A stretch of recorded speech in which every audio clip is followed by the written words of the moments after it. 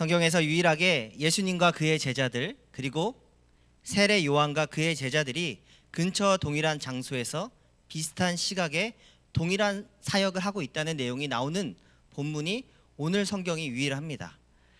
저는 오늘 본문을 읽는 순간 묘한 긴장감을 느꼈습니다. 예전에는 미처 발견하지 못했던 긴장감 그리고 미묘한 불편함을 느꼈습니다. 선발주자가 하던 세례 베푸는 사역을 후발주자인 예수님과 그의 제자들이 근처에서 합니다. 이 모습이 너무나 낯설고 불편하게 다가왔습니다. 또한 요한복음 3장에서 요한복음 3장 16절조차도 저에게는 굉장히 낯설고 불편하게 다가왔습니다. 요한복음 3장 16절이 왜 그렇게 다가왔는지는 뒤에 가서 말씀드리도록 하겠습니다. 마가복음 1장 14절에 보면은 분명히 이렇게 말합니다. 요한이 잡힌 후 예수께서 본격적으로 하나님의 복음을 전하는 사역을 하신다고 이야기합니다.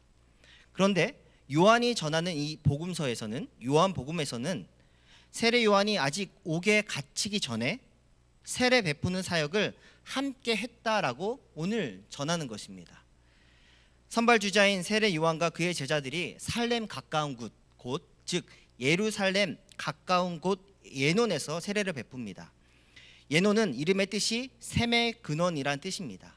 거기 물이 많았고 당연히 세례 요한에게 세례 받으러 오는 사람들이 많았었기 때문에 물이 많은 곳에서 자리를 잡고 터를 잡고 세례를 베풀었음을 알 수가 있습니다. 반면에 후발주자인 예수님과 그의 제자들은 유대 땅 부근에서 제자들과 함께 유하시며 세례를 베푸십니다. 요한복음 4장 2절에 보면 바로 밑에 보시죠. 성경책 예수께서 친히 세례를 베푼 것이 아니라 제자들이 세례를 베풀었다라고 성경이 이야기합니다. 또한 1절 4장 1절에서는 후발주자인 예수님과 그의 제자들이 세례를 받기 위해 오는 사람들이 많았다고 얘기합니다.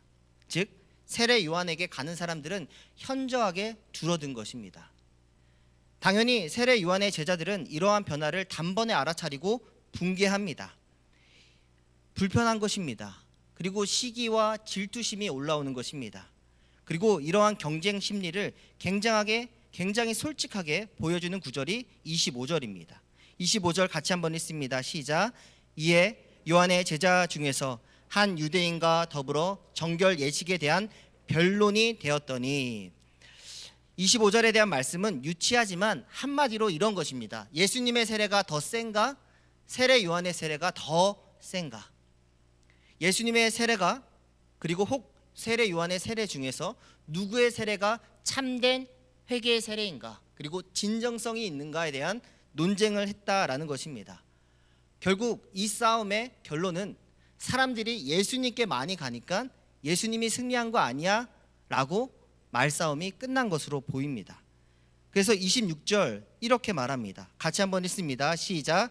그들이 요한에게 가서 이르되 라삐여 선생님과 함께 요단강 저편에 있더니 곧 선생님이 증언하시던 이가 세례를 베품에 사람들이 다 그에게로 갑니다. 사람들이 다 그에게로 간다고 분노합니다. 동고동락했던 세례 요한의 제자 중에는 안드레가 있습니다. 그는 바로 직전까지 세례 요한의 제자로서 세례 요한과 함께 세례를 베풀었습니다. 그런데 이제는 예수님의 제자가 되어서 거기에서 세례를 베풉니다. 다 그에게로 갑니다. 어찌하면 좋습니까? 당신의 제자였던 사람들조차도 다 그에게로 갑니다. 도대체 스승님 뭐 하는 겁니까? 하고 따지는 겁니다. 현대 심리학에서 가인 컴플렉스라는 용어가 있습니다. 성경에 가인이 부모님의 사랑과 축복을 독차지하려 하여 둘째인 아벨에 대해서 적의를 품고 내면에 끝없는 싸움을 하였다라는 뜻에서 만들어진 용어입니다. 혹은 쉽게 그냥 첫째 컴플렉스라고 생각하시면 됩니다. 첫째는 다음으로 태어난 둘째, 셋째에 대한 적의를 품습니다. 나 홀로 받던 부모님의 사랑을 빼앗겼다는 생각 때문에 동생을 괴롭히고 동생의 물건을 망가뜨리고 그리고 혹은 동생보다 더 어린 행동, 응애 하는 행동들을 합니다. 이런 모습을 저는 요즘 저희 가정에서 보게 됩니다. 부모로서 첫째에 대해서 갖는 마음이 일단은 아이가 안쓰럽다라는 것입니다. 그리고 부모로서 완벽하진 않지만 그 아이의 마음이 이해가 간다라는 것입니다. 지금 세례 요한의 제자들의 마음이 딱 첫째의 마음과 같습니다. 저들보다 우리가 못한 게 무엇인가? 왜 영광이 사라지고 우리의 인기가 사그러지는가? 왜 선발주자인 우리가 지금과 같은 어려움에 처해 있어야 하는가? 온갖 불만과 불안한 심리, 경쟁의식, 그리고 스승인 세례 요한이 문제가 아닌가? 문제의식을 갖고 있다라는 것입니다. 이때 세례 요한이 이에 대해서 세 가지로 대답합니다. 아마 지금 우리들의 입장에서는 매우 공감이 되고 또한 아멘으로 받아들이시게 될 것입니다. 그러나 당시 제자들 입장에서는 스승인 세례 요한의 대답이 불편했을 것입니다.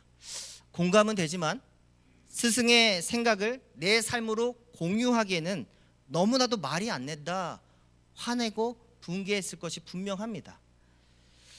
오늘 우리도 세례 요한의 이 세 가지 답변을 기억하고 아마 공감하게 될 것입니다. 그러나 삶으로 실천하기에는 얼마나 어려운지 기억하시면서 들어보시기 바랍니다. 첫째, 27절의 말씀입니다. 함께 읽습니다. 시작.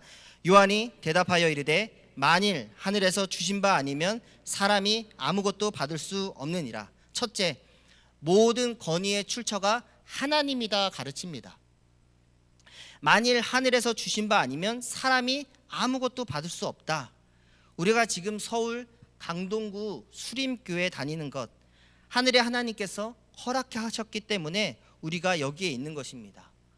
우리 모두는 아무것도 없는 중에 그 어느 것 손에 하나 쥐고 태어나지 않았지만 지금은 부모님이 있고 형제가 있고 친구가 있고 또한 옆으로는 우리의 성도들이 있습니다.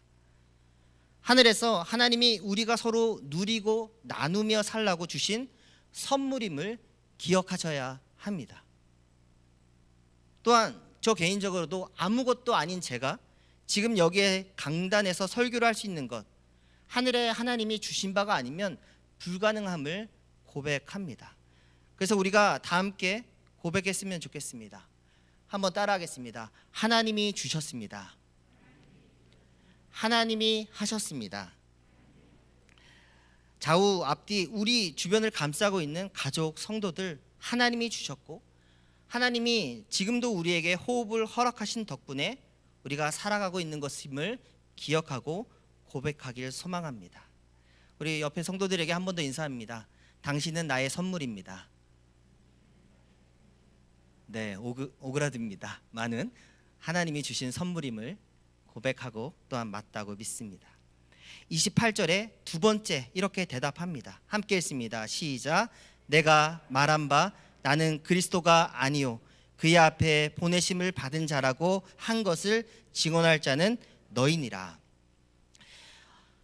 세례 요한이 1장에서부터 견지했던 그 고백, 나는 그리스도가 아니다 라는 그 고백을 다시 한번 기억나게 해줍니다. 변질되지 않는 고백, 그리고 변질되지 않는 삶으로 세례 요한은 헌신합니다. 그러나 여기에 세례 요한과 함께 헌신을 하면서도 동시에 의심을 하고 있는 제자들에게 내가 그리스도가 아님을 증언할 자가 너희다 방점을 찍습니다. 이 말의 뜻이 무엇입니까? 급진적으로 해석하면 이렇습니다. 다 그에게로 가듯이 너희도 가라. 나는 그리스도가 아니다. 그리스도는 예수님이시다. 그를 따라가라. 그래도 괜찮다라는 의미가 내포되어 있습니다. 세례 요한이 스스로 나는 그리스도가 아니다라고 고백하는 것은 그럴 수 있습니다. 그가 하늘로부터 받은 소명이기 때문입니다. 그런데 제자들로 하여금 스승님, 당신은 그리스도가 아닙니다. 당신은 이제 끝났습니다. 끝장났습니다 하고 제자들에게 시키는 것은 아무리 봐도 잔인합니다. 그렇게까지 할 필요가 있나? 그런 생각이 듭니다. 내가 말한 바 나는 그리스도가 아니요 그의 앞에 보내심을 받은 자라. 증언할 자가 너희야. 너희가 가서 그렇게 말해야 돼 라고 이야기하는 것입니다. 그런데 세례 요한의 제자들이 사실 이 말에 순종하지 않습니다. 왜냐하면 지금까지도 세례 요한파가 있습니다. 그들은 지금까지도 활동을 합니다. 말을 지지리도 안 듣습니다. 그리고 지금도 에세네파라고 세례를 베풀던 파가 세례 요한 당시 함께 있었습니다. 세례 요한파 그리고 에세네파, 지금도 그들은 21세기에 활동을 하고 있습니다. 그러므로 고백해야 됩니다. 세례 요한이 했던 고백, 우리도 동일하게 고백해야 될 줄 믿습니다. 한번 따라하겠습니다. 나는 그리스도가 아닙니다. 한 번 더 크게 따라하겠습니다. 나는 그리스도의 종입니다. 한 번 더 따라합니다. 나는 그리스도가 아닙니다. 이 고백이 중요합니다. 세 번째, 세례 요한은 나는 신랑이 아니요 신랑의 들러리다 고백합니다. 29절 제가 읽습니다. 신부를 취하는 자는 신랑이나 서서 신랑의 음성을 듣는 친구가 크게 기뻐하나니 나는 이러한 기쁨으로 충만하였노라. 30절 같이 읽습니다. 시작. 그는 흥하여야 하겠고 나는 쇠하여야 하리라. 세례 요한의 세 번째 고백을 이해하기 위해서는 당시 유대 이스라엘 결혼 문화를 이해해야 합니다. 유대 결혼법은 실질적으로 결혼식을 두 번 하는 것입니다. 한 번은 신부의 집에서 합니다. 신부의 집에 가서 하는 것을 정혼이라고 합니다. 정혼을 하면 법적으로는 부부입니다. 그러나 실질적으로는 서로 떠나 있어야 합니다. 요셉과 마리아가 딱 그러했습니다. 요셉과 마리아는 정혼한 사이였습니다. 이렇게 서로 떠나 있는 기간 동안에 남성도 중요하지만 여성에게 중요한 것은 순결입니다.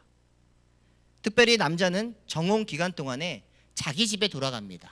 그리고 아버지의 감독 하에서 함께 살 집을 짓습니다. 이 기간이 대략 1년 정도 걸립니다. 그리고 집을 다 지으면 신랑의 집은 바로 그때부터 잔치가 시작됩니다. 이제는 신부를 데리고 오면 됩니다.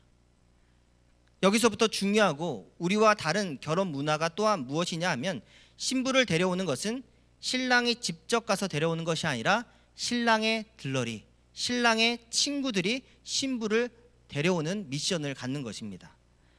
한마디로 신랑의 친부가 신부를 데리고 와서 신랑에게로 인도해 주는 것입니다. 굉장히 재미있는 문화라고 생각이 됩니다. 만약 저도 이와 같은 결혼 문화에서 결혼을 했다면, 그리고 신랑의 들러리 역할을 했다면 굉장히 잘했을 것 같습니다. 설레고 즐겁고 기쁘게 어떻게 하면 잘 데려올까, 어떻게 하면 또 깜짝 놀라게 해줄까, 이런 생각을 하면서 설레게 했을 것 같습니다.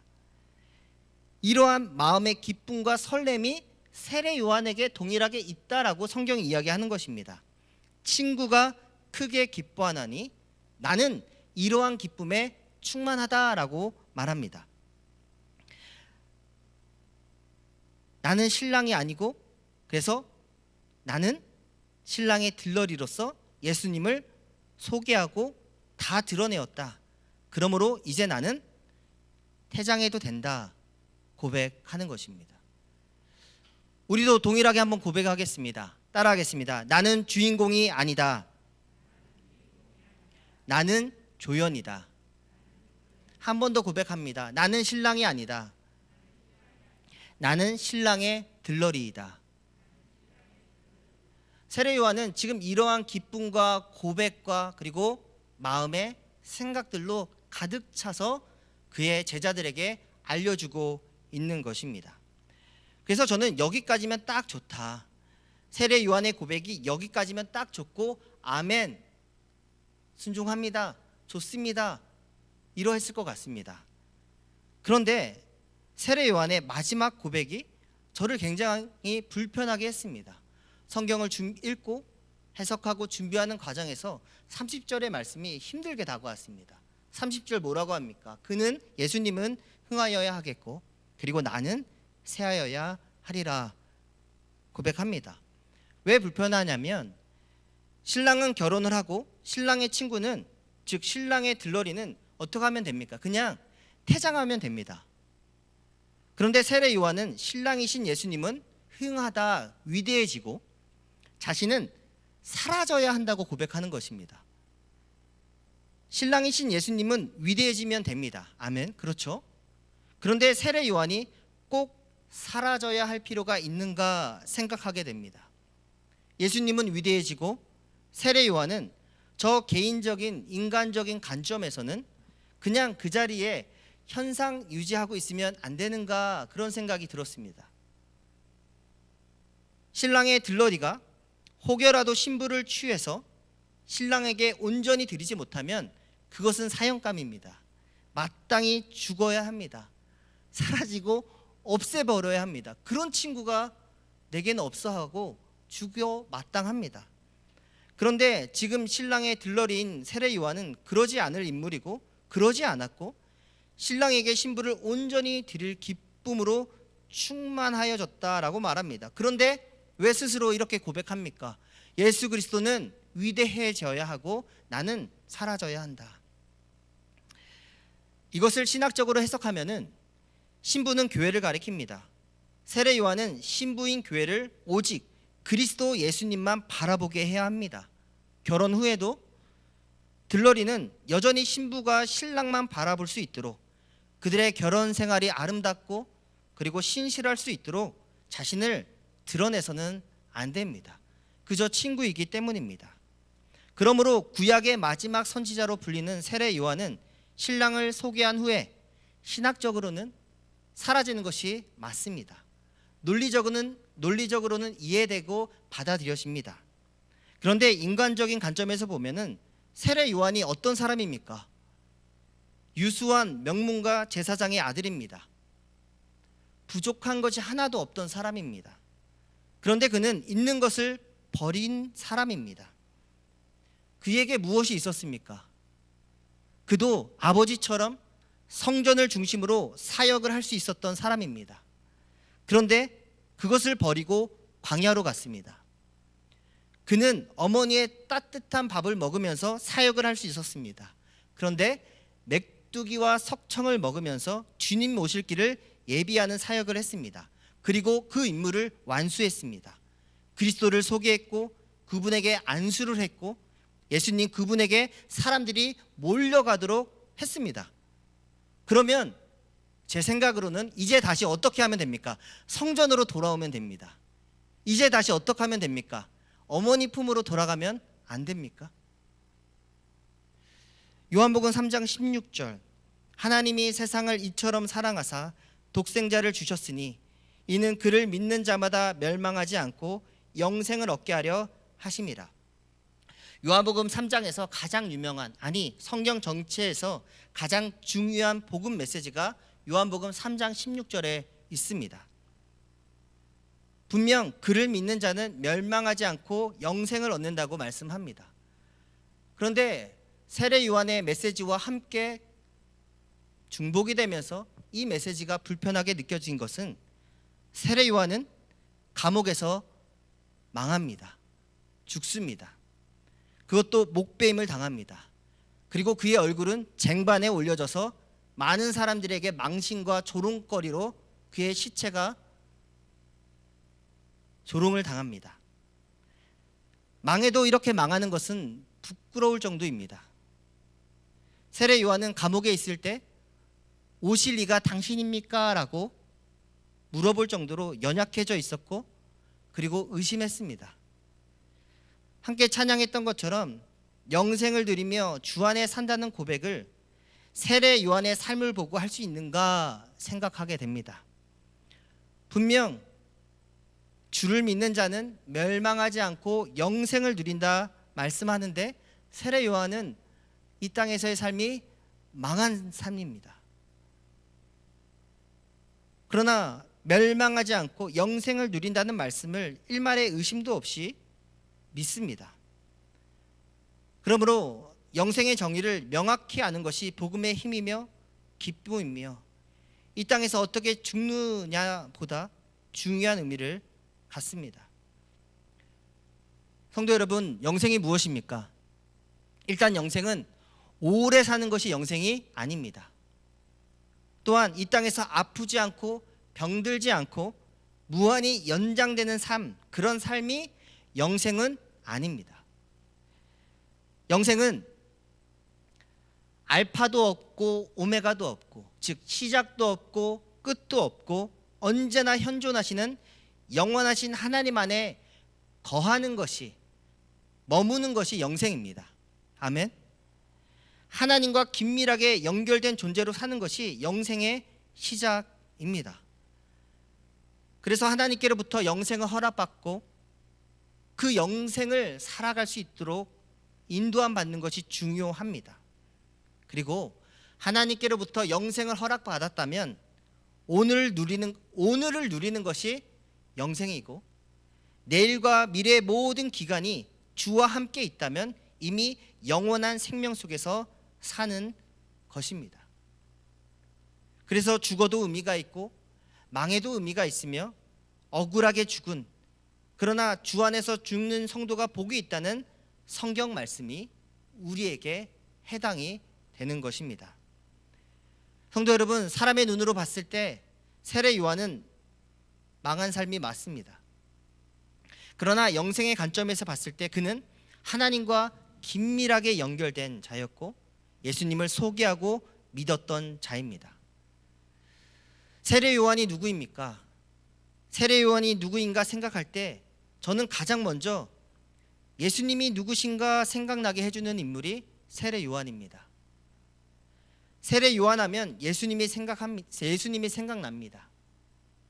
세례 요한하면 그가 누구의 아들이었고, 그가 어떤 옷을 입었고, 어떤 음식을 먹었는지 전혀 궁금하지 않고 또한 따라하고 싶지 않습니다. 그런데 세례 요한하면 예수님이 명확하게 보입니다. 또한 세례 요한은 분명 그의 부모님이 가장 아끼는 소중한 하나밖에 없는 아들이었습니다.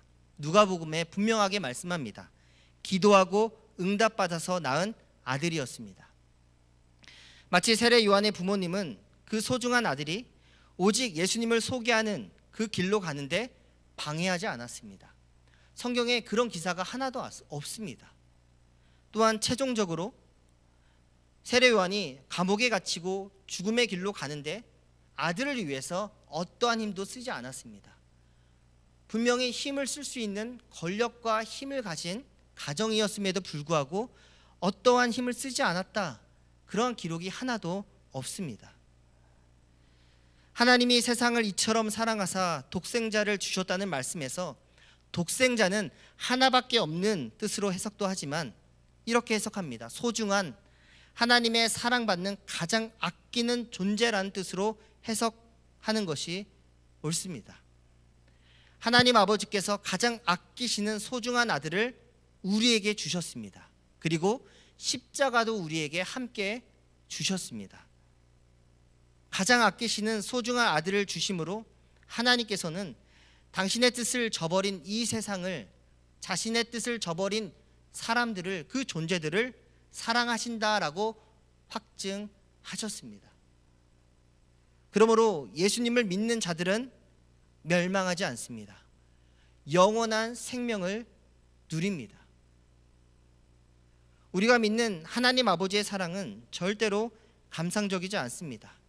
가장 아끼는 아들의 죽음을 치르신 값을 치른 사랑임을 우리가 기억해야 합니다.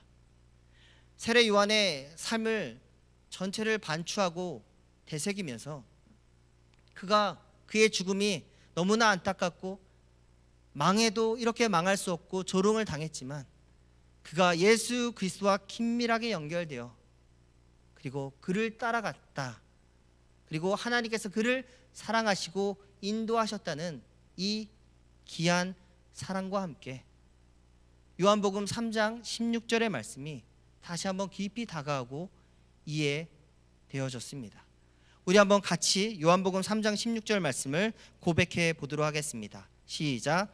하나님이 세상을 이처럼 사랑하사 독생자를 주셨으니 이는 그를 믿는 자마다 멸망하지 않고 영생을 얻게 하려 하심이라. 하나님과 긴밀하게 연결되어 있는 삶, 그것이 바로 영생의 시작입니다.